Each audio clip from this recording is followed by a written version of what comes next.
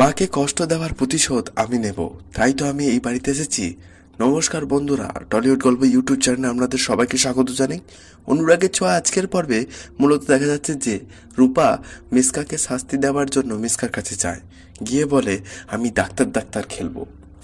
রূপা বলে আমি তোমাকে ইঞ্জেকশন দেবো, তুমি চোখ বোঝো। যেমনি মিসকার চোখ বোঝে তেমনি রূপা সিরিঞ্জি তার হাতে ঢুকিয়ে দেয় এবং মিসকা জব্দ হয়ে যায়।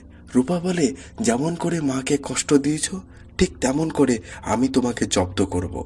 এই শুনে তো মিসকা অবাক। ওইদিকে সবাই প্ল্যান করছে যে রূপা এই বাড়িতে আসার জন্য একটি পার্টি হবে। ভিক্টর এবং ভিক্টরের মায়ের ইনভাইট করার জন্য উর্মি যায় তাদের বাড়িতে।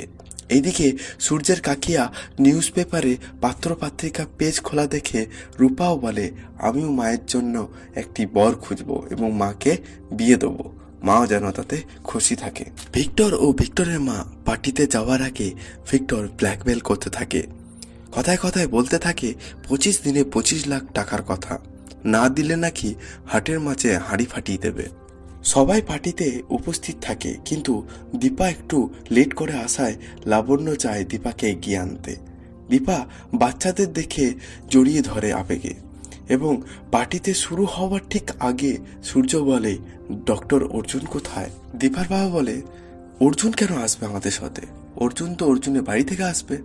কিন্তু সূর্য বলে না, আমি যেই দিনই গেছি আপনাদের বাড়িতে সেই দিনই আমি অর্জুনকে দেখেছি, তাই আমি বুঝতে পারি না অর্জুনের বাড়ি কোনটা। এই সব কথা শুনে দীপার খুবই খারাপ লাগে। ওইদিকে অর্জুন পাশ থেকে সব কথা শুনে ভাবতে থাকে আমার জন্য যেন দীপার কোনো ক্ষতি না হয়।